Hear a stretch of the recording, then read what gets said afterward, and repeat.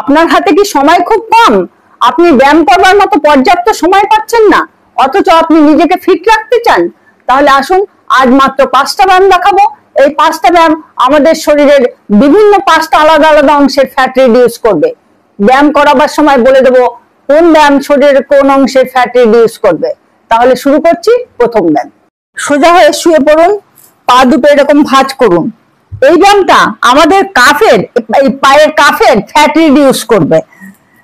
এরকম শুয়ে পায়ের পাতা দুটো গোড়ালির উপর ভর দিয়ে তুলুন, গোড়ালির উপরে চাপ দেবেন ভর দিয়ে তুলবার সময়।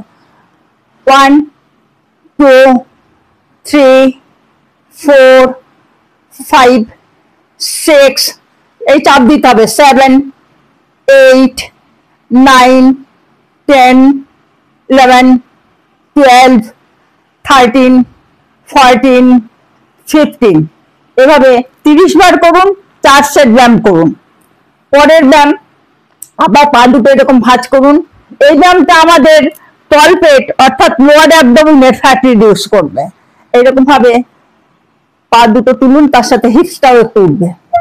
1 2 3 4 5 6 7 8 9 10 11 12 13 14 15, এইভাবে 30 বার করুন।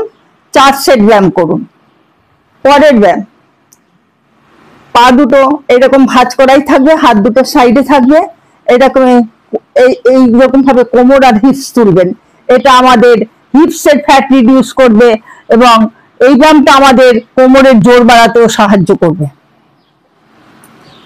1 2 3 4 5 6 7 8 9 10 11 12 13 14 15, ঠিক এইভাবে 30 বার করুন।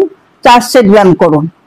পরের ব্যায়াম, পা দুটো এরকম ভাঁজ করাই থাকবে, ভাঁজ করা করে এরকম জোড়া লাগিয়ে এরকম ভাবে দুটো পাকে এরকম সাইডে নিয়ে যেতে হবে, একবার এই সাইডে একবার এই সাইডে। এই ব্যায়ামটা আমাদের পুরো এই শরীরের এই অংশের সাইডের ফ্যাট রিডিউস করবে, পেট থেকে একদম এই হিপসের এই অংশের।